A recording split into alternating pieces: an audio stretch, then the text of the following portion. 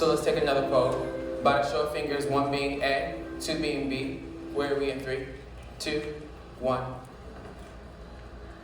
Everyone, when you raise your hand, interestingly, you are sending a signal to a teacher. I would like to, I have a thought, or maybe I would like to speak, but you're also sending a message to everyone else in the classroom, right? I'm all in, I'm participating, I'm interested in trigonometry. Here comes Vanessa. Great. For those of us who said B, why? Try. Okay, so Vanessa really wants to go here. He's going to call on Vanessa. I'm just going to, I don't really speak trigonometry either. But my question for you is this a good answer? Why or why not? And it doesn't really matter whether you're a math teacher or not. Do you think this is a good answer? Why or why not? Vanessa? The reason why I thought the inverse is B because the inverse of sine is sine negative 1. When you plug in sine, when you plug in 0.5 times 8 for sine negative 1, you get 31.8. Okay. Good answer or bad answer? 30 seconds to discuss. And why will be the interesting part. What do you think of that answer?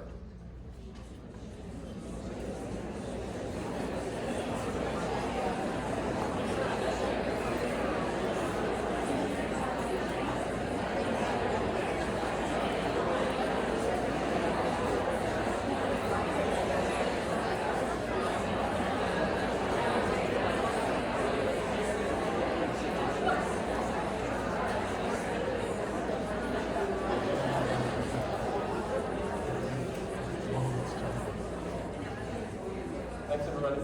Can I just ask you guys over here in the corner, you can fight over who has to ask the question, right? You've been voluntold. What do you think of that answer and why? We thought it was good because she was using mathematical language. Beautiful. Like she was talking to the whole class, not just to me. Oh, and can I say, I've shown this video like 100 times. No one has ever pointed that out, that she is not just answering to the teacher, she's speaking to the whole class. She perceives the whole class to be relevant and to be interested in what she's saying. Beautiful mathematical vocabulary in there, that's really important because my learning is going to become transferable. Love those points. Anything else you think is good about the answer here? You'd be like, I'm be happy if my kid said that. What else? She's very confident in herself, and she also like fully explains her thought process. Yeah. She's like, this is why I think that she's less interested in giving the right answer than in like explaining the thinking behind it, what the process is. Beautiful. I think it's a really good answer for all those reasons. Interestingly, she's wrong. But that's fine. But okay, I want to distinguish those things. It's a good answer that is worth sharing, and it's wrong. So the next student who's going to go is a student named Felucio, and she's in the back row. You can't see her right now, but I have 2 questions for you. What do you notice about Felucio's response to Vanessa? And what do you notice about the class's response to Felucio while she's talking? No hands discussion. Okay, I agree with Vanessa. I think A is finding the reciprocal, and reciprocal is inverse of not reciprocal, and we established that in the beginning of our notes. So it's B because you're finding the inverse of sine to find cosine. Okay. She agrees with Vanessa. She's also wrong. But okay, fine. She also has a really good answer. What did you notice about the way that she responded to Vanessa, and what did you notice about the way that the class responded to her when she was talking? Just 30 seconds to chat about that with the person next to you.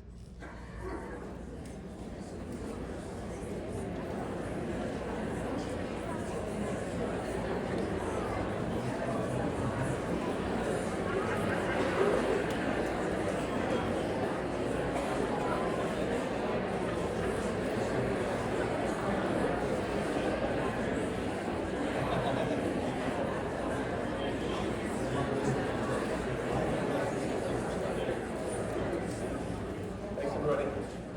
Do you mind if I start with you in the gray sweatshirt with Valentine's Day vibes on it? I love feeling that. I haven't planned anything for my wife for Valentine's Day. Note to self. Okay. Anything you noticed here about Felucia's response to Vanessa or the class's response to Felicia? We were just talking about how she was respectful in her response to Vanessa. Yeah. And that's kind of how like she agreed with part of what she said. Yeah. But then disagreed with another part. She's like, I agree Yeah. with this part, but yeah, she probably could have said it something else. Yeah, beautiful. Has anyone had this experience in your classroom? You call on a kid, the Felicias of the world, and Felicia will say something like, what I was going to say is, anybody like actually had a kid say it, right? This is a really fast, I don't think kids mean it this way, but what that phrase says is, What Vanessa just said is completely irrelevant to me. I'm going to go ahead and say what I was going to say even before she spoke. It's almost like her peers are telling her that her words don't matter, right? Like, she might be asking herself, did I just say that aloud? It's actually even worse if Felicia agrees with Vanessa, as she does here. Like, if you speak in class and then someone else like says your point again out loud as if you you probably had this happen to you. You're like, didn't I just say that? Did anyone notice, right? It feels really, it gives you a peer-to-peer signal of irrelevance. So a really important factor in the classroom is whether students speak to each other or past each other. And Felicia is speaking to Vanessa here, right? She says, okay, I agree with Vanessa. Interestingly, she's sending Vanessa a belonging signal, which is, your words matter to me. I heard them, I thought about them, I care about them, right? We know that the single biggest influence on behavior and motivation is the individual's perception of the peer norm.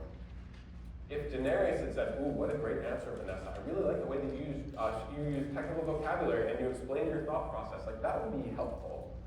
But that's not going to influence Vanessa's behavior nearly as much as whether she thinks the rest of the class approves of what she does when she talks about trigonometry in front of a group of teenagers.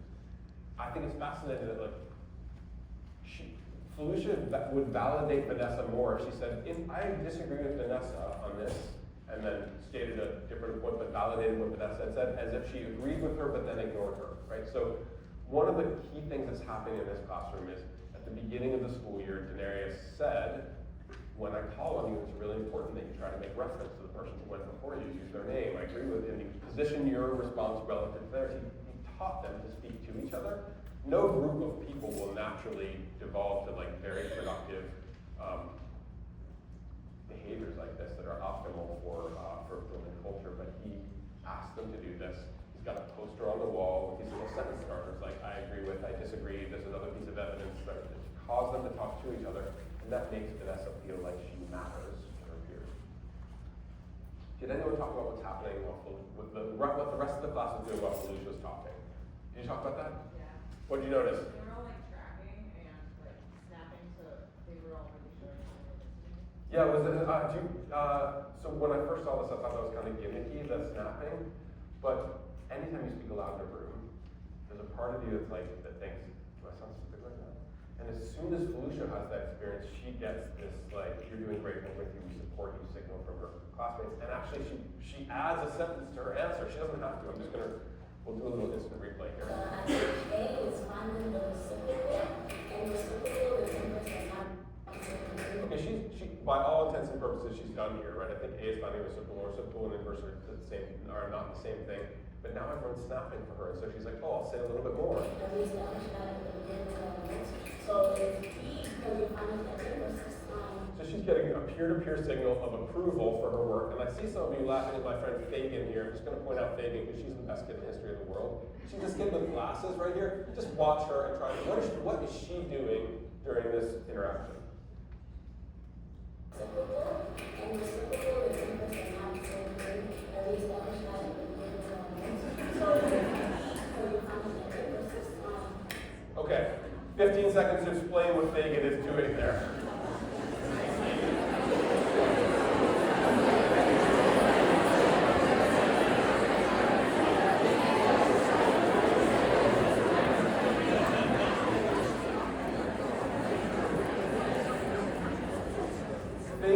Fagin is my favorite kid of all time, right? And it just reminds us, like, she's like building, she's like, do you guys even hear what she's saying here? This is gold, like, you should be snapping too, like, you should be writing this down. Our classrooms, interestingly, are full of kids like Fagin who want this, like, environment that validates their learning. And when we give them systems to help them build it up, they're actually quite happy. I think that a lot of people do say about Denarius's, the system he has here at the beginning of the year, he explained to kids. This is not, by the way, an argument for snapping. You don't have to snap. It's an argument for belonging signals. But he installed this belonging signal of, like, when you want to support your classmates and you like what they're saying and you want them to know you think you're doing well, just snap. Just do it twice. Just practice that once. You don't have to practice it, but like he makes so that they don't overdo it. But he's like, that's the way you show support for each other. And suddenly, a lot of people would say that's kind of coercive. You're like controlling students. It's very like it's your culture, not their culture. And I would just say that like Fagin doesn't think that. she's really happy to have a way to build a classroom that makes her feel important, that helps her focus on math, that feels positive to her when she's learning. She's established subject over that system already. Okay.